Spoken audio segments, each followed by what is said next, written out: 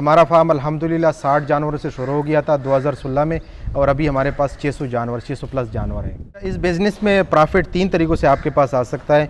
एक तो ये मिल्क की सूरत में कि आप मिल्क सेल कर रहे हो, हीफ़र की सूरत में प्रेग्नेंट बच्चियाँ कितनी आपके पास आती है, और तीसरा ये कि आप बुल जो पाल रहे हो फार्म पे, वो भी आपकी एक प्रॉफिट है। इस जानवर को किस स्टेज पे कौन सा खुराक देना चाहिए, आपकी वो बराबर है तो आप प्रॉफिट ही प्रॉफिट में। तो हमारे मुल्क में अभी भी दूध की कमी है, तो जितनी इस बिज़नेस में इन्वेस्टमेंट किया जाए, जितने भी एनिमल ज़्यादा लाया जाए, जितना भी दूध ज़्यादा प्रोड्यूस किया जाए, तो अच्छे दूध की अभी भी कमी है। मेरा नाम डॉक्टर समीनुल्लाह है और मैंने युवास से लाहौर से 2008 से 2013 मेरी बेच थी, मतलब 2013 में मेरी ग्रेजुएशन हुई वहाँ से, और मेरा एमफिल लाइफ स्टॉक मैनेजमेंट में, और 2014 से लेके अब तक मैं डेयरी में काम कर रहा हूँ। तकरीबन मुझे 8-9 साल हो गए। और ये फार्म किस जगह पे है इस वक्त हम? ये गल्फ़ डेयरी पाकपतन में है, जो कि सिटी के साथ ही नज़दीक है, कुछ किलोमीटर्स के फासले पे।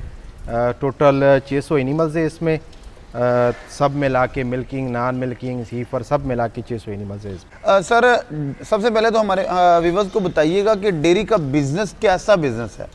ये बिज़नेस दूसरे बिज़नेस के लिहाज से थोड़ा सा मुख्तलिफ है, क्योंकि इसमें टेक्निकल चीज़ें ज़्यादा है।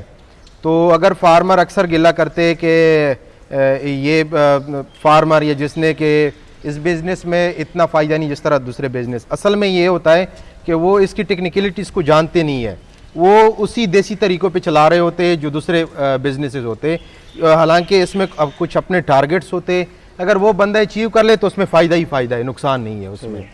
सर, जैसा कि आपने बताया कि ये बड़ा टेक्निकल बिज़नेस है, इसके साथ ही इस बिज़नेस में आपकी इन्वेस्टमेंट सेव है।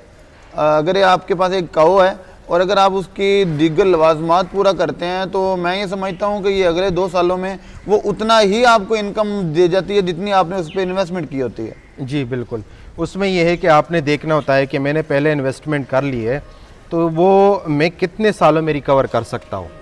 ठीक है, तो आप इजीली रिकवर भी कर सकते इन टर्म्स ऑफ, अगर आप शेड की डिज़ाइन सिर्फ देख ले कि आज आपने जो शेड बनाया है, सपोज़ 2016 में इन्होंने इतनी इन्वेस्टमेंट की है शेड पे, तो कम से कम आजकल डबल ट्रिपल प्राइसेस पे है माशाल्लाह, सिर्फ कंस्ट्रक्शन के लिहाज से अगर आप देखा जाए। जी। दूसरी चीज़ ये है कि आप एनिमल्स के लिहाज से देखा जाए कि अगर 5 साल पहले इनके पास कितनी हीफरें थी, वो जुलाए थे 120 एनिमल्स थे, तो आजकल 7.5 लाख की प्रेग्नेंट हीफर आपको मिलेगी, जो कि 6 महीने की सेक्सिड सीमन से प्रेग्नेंट होती है, और अगर बाहर मुल्क से इंपोर्ट करते हो तो 8 से भी ऊपर चली गई है।